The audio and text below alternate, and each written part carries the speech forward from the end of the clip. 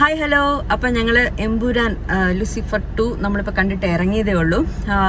Actually cinema ഇന്നലെ ഇറങ്ങി, നമുക്ക് ടിക്കറ്റ് ഒന്നും കിട്ടിയില്ല. അപ്പം ഞങ്ങൾ ഇന്ന് രാവിലെ ഒരു 6:50 ഷോയ്ക്ക് പോയി. ഞാൻ എപ്പോഴും എൻ്റെ റിവ്യൂവിൽ പറയുന്ന പോലെ തന്നെ അത് ഞാൻ ഒന്നുകൂടെ റിപ്പീറ്റ് ചെയ്യാണ്. ഇപ്പം എനിക്കിഷ്ടപ്പെടുന്ന പടം നിങ്ങൾക്ക് ഇഷ്ടപ്പെടണമെന്നില്ല, നിങ്ങൾക്ക് ഇഷ്ടപ്പെടുന്ന പടം എനിക്ക് ഇഷ്ടപ്പെടണമെന്നില്ല. അപ്പം നമ്മുടെ ഓരോരുത്തരുടെ ഒപ്പീനിയൻ ഓരോരോ രീതിയിലാണ്. അപ്പം സിനിമ എനിക്ക് ഇഷ്ടപ്പെട്ടില്ല, എനിക്ക് ഒട്ടും തന്നെ വർക്കായില്ല. 3 മണിക്കൂർ ഈ ഒരു സിനിമയുടെ ടൈം. 6:50 തുടങ്ങിയിട്ട് ഫസ്റ്റ് ഹാഫ് തീരുന്നത് 8:30. എൻ്റെ അമ്മോ, എങ്ങനെ പറയണത്, ഒരു 1.5 മണിക്കൂർ തീർക്കേണ്ട പടം ഇങ്ങനെ വലിച്ച് നീട്ടി 3 മണിക്കൂർ കൊണ്ട് എത്തിച്ചു. എന്താ പറയണത്, ഇത് ഒരു പഴയ ഒരു ടൈപ്പ് രീതിയിൽ സിനിമ എടുത്ത് വെച്ചിരിക്കുകയാണ്. ആക്ഷൻസ് ഒന്നും എനിക്ക് ഒട്ടും ഇഷ്ടപ്പെട്ടില്ല. കാരണം ഞാൻ ചില കാര്യങ്ങൾ പറഞ്ഞു കഴിഞ്ഞാൽ സ്പോയിലറായി പോകും. അതുകൊണ്ടാണ് ഞാൻ ഇങ്ങനെ പിടിച്ച് സംസാരിക്കുന്നത്. അപ്പോൾ കാണാൻ താല്പര്യമുള്ളവർ പോയി കാണുക. ഞാൻ മിക്കവാറും ഇത് OTT-യിൽ ഇറങ്ങിയ ശേഷം എനിക്ക് എന്തുകൊണ്ട് ഇഷ്ടപ്പെട്ടില്ല എന്നുള്ളൊരു കാര്യം ഞാൻ OTT-യിൽ ഇറങ്ങിയ ശേഷം ഞാൻ സ്പോയിലർ പിന്നെ പ്രശ്നമല്ലല്ലോ. അപ്പം പിന്നെ ഞാൻ അതങ്ങനെ പറയാം. കാരണം എനിക്കിതിപ്പോൾ പറയാൻ കുറച്ച് ലിമിറ്റേഷൻസ് ഉണ്ട്. ഇങ്ങനെ ഇപ്പോൾ പറയണത്, വണ്ടി ഇങ്ങനെ കുറേ വണ്ടികൾ ഇങ്ങനെ തുരുതുരാ പോവുക, ഭയങ്കര സ്ലോ മോഷൻ. പിന്നെ എന്താ പറയണത്, സ്ലോ മോഷൻ കൊണ്ടങ്ങ് നിറഞ്ഞിരിക്കുകയാണ് ഈ സിനിമ മൊത്തത്തിൽ. മോഹൻലാലിൻ്റെ ഇൻട്രോ ഒക്കെ ഒരു 4 ഇൻട്രോ ഒക്കെ എടുത്ത് വെച്ചിരിക്കുകയാണ് മോഹൻലാലിനെ കാണിക്കാൻ വേണ്ടിയിട്ട്. എനിക്ക് ഒട്ടും ഇഷ്ടപ്പെട്ടില്ല കേട്ടോ. എനിക്ക് അങ്ങനെ തന്നെ പറയാൻ പറ്റുന്നുള്ളൂ. കാരണം ഇതിപ്പം ഞാനും മോഹൻലാലിനെ എനിക്ക് ഭയങ്കര ഇഷ്ടമുള്ള ഒരാളാണ്. മോഹൻലാലിൻ്റെ ഫിലിം കുറേ നാളിന് ശേഷമാണ് ഞാൻ തിയേറ്ററിൽ പോയി കാണുന്നതിന്. ഭയങ്കര ഒരു ഡിസപ്പോയിൻമെൻ്റാണ് എനിക്കുണ്ടായത്. ഭയങ്കര വിഷമത്തോടെ തന്നെയാണ് ഇത് പറയുന്നത്. കാരണം ഒരു ഫിലിം എന്ന് പറയുന്ന ഒരുപാട് പേരുടെ അധ്വാനമൊക്കെ തന്നെയാണ്. പക്ഷെ നമുക്ക് കാണുമ്പോൾ നമുക്ക് ഇഷ്ടപ്പെട്ടോ ഇല്ല എന്നുള്ളത് നമ്മുടെ ഒരു ഒപ്പീനിയൻ ആണല്ലോ. അത് നമ്മൾ എന്തായാലും നമുക്ക് പറഞ്ഞേ പറ്റത്തുള്ളൂ. ഞാനത് പറയുന്നു, ഓപ്പണായിട്ട് പറയുന്നു. ഇപ്പം എങ്ങനെയാ പറയണം, നരസിംഹം സിനിമയിൽ മോഹൻലാലിൻ്റെ ഇൻട്രോ നമ്മളിങ്ങനെ കാണിക്കുമല്ലോ, ഇതാ വരുന്നു, എന്താ പറയണത്, ആ ഡയലോഗുകളൊക്കെ ഉണ്ടല്ലോ. എനിക്ക് ആ ഡയലോഗ് അറിഞ്ഞൂടാ. അപ്പം ഈ ഒരു എന്താ പറയുക, നദിയിൽ നിന്ന് ഇങ്ങനെ പൊങ്ങി വരുന്ന മോഹൻലാൽ സ്ലോ മോഷനും കുറേ അതിന് മുന്നേ കുറേ ഇൻട്രോ കൊടുക്കുമല്ലോ, ഇത് വരുന്നു നമ്മുടെ നരസിംഹം എന്നൊക്കെ പറഞ്ഞിങ്ങനെ വരുമല്ലോ. അതുപോലെ എടുത്തു വച്ചിരിക്കുകയാണ് ഇതിലും.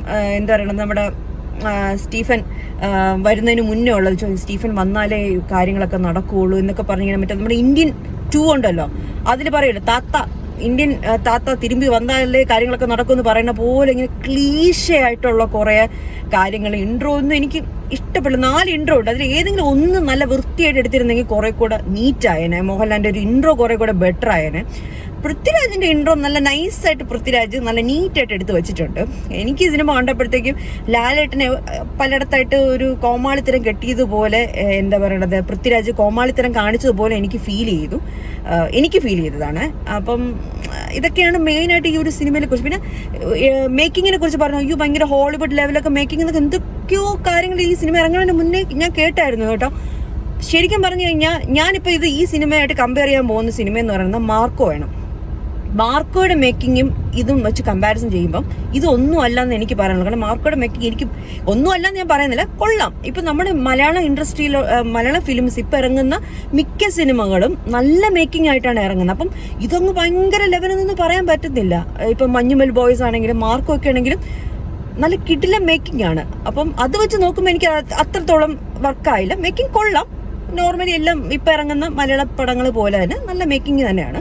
പക്ഷേ എക്സ്ട്രാ ഓർഡിനറി എന്നോ ഹോളിവുഡ് ലെവലൊന്നും ഞാൻ പറയത്തില്ല. കാരണം എനിക്ക് മാർക്കോ വെച്ച് കമ്പാരിസൺ ചെയ്യുമ്പോഴത്തേക്കും എന്താ പറയണത്, അത്ര എനിക്ക് മേക്കിംഗ് ഇഷ്ടമായില്ല.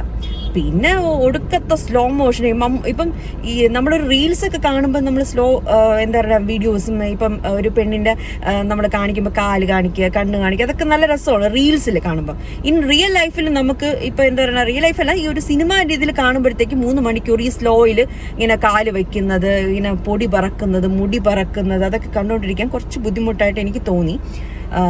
പിന്നെ എന്താണ്, മഞ്ജു വാര്യരുടെ സെക്കൻഡ് ഹാഫിന് ശേഷമുള്ള ഒരു സീനുണ്ട്, അത് കുറച്ച് ഈ സിനിമയില്ല. പക്ഷെ അത് എടുത്ത് പറയാനൊന്നും പറ്റില്ല. കാരണം ഓവറോൾ നോക്കുമ്പോൾ എനിക്ക് സിനിമ ഇഷ്ടമായില്ല. മഞ്ജുവിൻ്റെ ആ ഒരു പോർഷൻ എനിക്ക് കുറച്ച് ബെറ്ററായിട്ട് തോന്നി. ബാക്കിയൊക്കെ ചിലതൊക്കെ ക്യാരക്ടേഴ്സ് എന്തിനാണെന്ന് പോലും മനസ്സിലാവാത്ത രീതിയിൽ കുറേ കാര്യങ്ങളാണ്. ക്യാരക്ടേഴ്സ് എന്തിനാണ് നിർത്തിയിരിക്കുന്നതെന്ന് പോലും മനസ്സിലാവാത്ത അങ്ങനെ കുറേ കാര്യങ്ങൾ. ലൂസിഫർ ഇതിനേക്കാളും ബെറ്ററായിരുന്നു. നമ്മുടെ ഫസ്റ്റ് ലൂസിഫർ ഇതിനേക്കാളും ബെറ്ററായിരുന്നു. പിന്നെ മോഹൻലാലിൻ്റെ എങ്ങനെ പറയണത്, ആ മാസമൊന്നും എനിക്ക് അത്രത്തോളം വർക്കായില്ല. പിന്നെ ആക്ഷൻ ഒന്നും എനിക്ക് ഇഷ്ടപ്പെട്ടില്ല കേട്ടോ. ഈ മറ്റേ പഴയ സിനിമകളിൽ നമ്മൾ കയറ് കെട്ടി വലിച്ചടിക്കുന്ന പോലത്തെ ഒക്കെ രീതിയിൽ ഇപ്പം ഫാൻസ് എന്നെ വന്ന് നല്ല തെറിവിളി വിളിക്കും. പക്ഷെ നമ്മൾ ഉള്ളതുപോലെ പറയണ്ടേ. ഇത് ഒരിക്കലും രണ്ടാമത് OTT വന്നാലോ TV വന്നാലോ കാണാൻ തോന്നില്ല. ഇപ്പം ലൂസിഫർ നമുക്ക് ഇടയ്ക്കാണെങ്കിലും നമുക്കൊന്ന് വല്ലപ്പോഴും ഒക്കെ ഒന്ന് കാണുമ്പോൾ നമുക്ക് കാണണം തോന്നും. ഇത് അങ്ങനെ തോന്നുന്നില്ല. ലൂസിഫറിന് നമ്മുടെ മോഹൻലാലിന്റെ ആ ഇൻട്രോ സീനൊക്കെ നന്നായിട്ട് എടുത്തിരിക്കുന്നത്, നല്ല നീറ്റായിട്ട് ക്ലീൻ ആയിട്ട് എടുത്തിട്ടുണ്ട്. ഇതിൽ മോഹൻലാലിന് 4 ഇൻട്രോ സീനാണ്. എന്തിനാണെന്ന് എനിക്ക് മനസ്സിലാവുന്നില്ല. ഒരൊറ്റ ഇൻട്രോ സീന് നല്ല വൃത്തിയായിട്ട് എടുത്താൽ മതിയായിരുന്നു. അപ്പം ഇതൊക്കെ തന്നെയാണ് എനിക്ക് സത്യം പറഞ്ഞ വിഷമമുണ്ട്. ഇങ്ങനെ നമ്മളൊരു സിനിമയെ പറ്റി ഇങ്ങനെ പറയുന്നതിൽ വിഷമമുണ്ട്. പക്ഷെ ഇത്രയും ഹൈപ്പ് കൊടുത്ത് വന്ന പടം വളരെയധികം ഡിസപ്പോയിൻമെന്റ് ആണ് ഉണ്ടാക്കിയിരിക്കുന്നത്. എനിക്ക് ഒട്ടും തന്നെ ഇഷ്ടപ്പെട്ടില്ല കേട്ടോ. ഈച്ചാൻ എന്താ പറയാനുള്ളത്? എനിക്ക് അതൊക്കെ തന്നെ മക്കൾ ഏകദേശം കാര്യങ്ങളെല്ലാം പറഞ്ഞു. സ്ലോ മോഷന്റെ ഭയങ്കര കൂടുതൽ, പിന്നെ ഞാൻ 4 കാര്യങ്ങൾ പറയാം. അതാണ് സിനിമ മൊത്തം.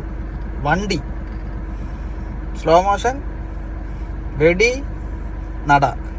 വണ്ടി ഡോറ് പറയല്ലോ, വണ്ടി, സ്ലോ മോഷൻ, ഇത് വെടി, നട. ഈ നട എന്ന് ഉദ്ദേശിക്കണം നടക്കണതാണ്. എല്ലാവർക്കും നടക്കണതിനൊരു ഇൻട്രോ കൊടുത്തിട്ടുണ്ട്. എല്ലാവരും നടന്നുകൊണ്ടേയിരിക്കും. അതൊക്കെ വൻ ക്ലിഷയാണ് ആക്ച്വലി. പിന്നെ ആദ്യമൊക്കെ നമുക്ക് ഓക്കെ, ആദ്യത്തെ ആ ഒരു ഗംഭീരത അല്ലെങ്കിൽ ആ ഒരു സിനിമാറ്റിക് രീതിയിൽ സ്ലോ മോഷനൊക്കെ വെച്ച് കാണുമ്പോൾ ഓക്കെ. ഈ സിനിമ മൊത്തം അങ്ങനെ തന്നെയാണ്. അപ്പോൾ അത് നമുക്ക് ഒരുമാതിരി ഓവർവെൽമിങ് ആണ്, ഭയങ്കര ബോറടിക്കും. പിന്നെ ആകുമ്പോൾ ബോറടിക്കും. ഇത്ര നമ്മളിപ്പോൾ മോളിപ്പോൾ ഒരു പടക്കം ഇത് പൊട്ടുന്നത് നമ്മൾ ഒരു 10 എണ്ണം കാണുമ്പോൾ നമുക്ക് ഇഷ്ടപ്പെടും. അതൊരു 3 മണിക്കൂർ പൊട്ടിച്ചാൽ നമ്മൾ ആരെങ്കിലും കണ്ടുകൊണ്ടിരിക്കുമോ? ഇല്ല. അതാണ് ഈ സിനിമ. ഒരു ഗ്രാഫ് നോക്കുമ്പോൾ സിനിമയ്ക്ക് ഒരു ഉയർച്ചയോ താഴ്ചയോ ഇല്ല. ഈ സിനിമ തുടങ്ങണ മുതലേ ഒരേ ലൈനിലാണ് പോകുന്നത്. ഞാൻ എങ്ങനെ പറയണമെന്ന് എനിക്ക് അറിഞ്ഞില്ല, മനസ്സിലായില്ല. അതൊരു ഇപ്പോൾ എല്ലാ സിനിമയ്ക്കും ഒരു താഴ്ചയും ഇറക്കും, ആ ഒരു ചെറിയ ഒരു കുറച്ച് കഥയിലും. ഇതിപ്പോൾ കഥയൊന്നും ഇല്ല. കഥയൊക്കെ നമുക്ക് ഓൾറെഡി ഒരു ഊഹിക്കാന്നുള്ള കഥയൊക്കെ തന്നെ. അതിൻ്റെ ഒരു ലൂസിഫർ അല്ലെങ്കിൽ എബ്രഹാം കോശി ഇതൊക്കെ തന്നെയാണ്. അതിൻ്റെയൊക്കെ ചുറ്റുപാടുള്ള കഥകൾ തന്നെ. അതും വലിയ ഇതോട്ടൊന്നും കാണിച്ചിട്ടില്ല, ഡെപ്തായിട്ടൊന്നും പോയിട്ടില്ല കഥയ്ക്കൊന്നും. ഒരു ഇങ്ങനെ മാസ് കാണിക്കാൻ വേണ്ടി ഒരു സ്ക്രിപ്റ്റ്. പിന്നെ മോഹൻലാലിനെ പ്രൈസ് ചെയ്യാൻ, മോഹൻലാലിനെ തള്ളി പൊക്കി അടിക്കാൻ വേണ്ടിയിട്ട് എല്ലാ ക്യാരക്ടേഴ്സും ഉണ്ട്, മിക്കവരും ഉണ്ട്. ഈവൻ വില്ലൻ പോലും ഇടയ്ക്ക് പൊക്കി അടിക്കാറുണ്ട്. അങ്ങനത്തെ ഒരു രീതിയിലുള്ള സംസാരങ്ങളൊക്കെ ഇടയ്ക്ക് ഇങ്ങനെ വരും. അപ്പം മൊത്തത്തിലൊരു എനിക്ക് ഇഷ്ടപ്പെട്ടില്ല. ഇത്രേ പറയുള്ളൂ. ബോറ് പടം. ഇത്രയും നമ്മൾ ഹോളിവുഡ് മറ്റേത് മാങ്ങിയെന്നൊക്കെ പറഞ്ഞ് ഞാൻ ഒന്നും അങ്ങനെ പ്രതീക്ഷിച്ച് പോണ ആളല്ല. എന്നാൽ പോലും നമ്മളിപ്പം നോക്കുമ്പം നമ്മുടെ മലയാളത്തിൽ ഇറങ്ങുന്ന പടങ്ങൾ മഞ്ഞുമൽ ബോയ്സ് ആണെങ്കിലും മാർക്കോ ആണെങ്കിലും അതിൻ്റെയൊക്കെ മേക്കിംഗ് എന്ന് പറയുന്നത് ഹോളിവുഡ് ലെവലാണ് ഒരു തരത്തിൽ നോക്കിക്കഴിഞ്ഞാൽ. അപ്പോൾ ഇവർ ഹോളിവുഡ് ലെവലാണ്. ഹോളിവുഡിൽ നിന്ന് ആക്ടേഴ്സ് ഉണ്ട്. ഇപ്പം ആക്ടേഴ്സ് ഹോളിവുഡിൽ നിന്ന് ഒരു ആക്ടറിനെ കൊണ്ട് ഇവിടെ നിർത്തിയിട്ട് അഭിനയിപ്പിച്ചിട്ട് കാര്യമൊന്നുമില്ല. അങ്ങനെയാണെങ്കിൽ സ്ലംഡോഗ് മില്ലിയനിയറിൽ ഏത് ഹോളിവുഡ് ആക്ടറാണുള്ളത്? പക്ഷേ അത് ഹോളിവുഡ് സിനിമയാണ്. അതെന്തുകൊണ്ട് ആ ഹോളിവുഡ് ലെവലായി? കാരണം അത്രത്തോളം വർക്ക് അത്രത്തോളം നീറ്റായിട്ടാണ് ചെയ്തിരിക്കുന്നത്. NEET clean.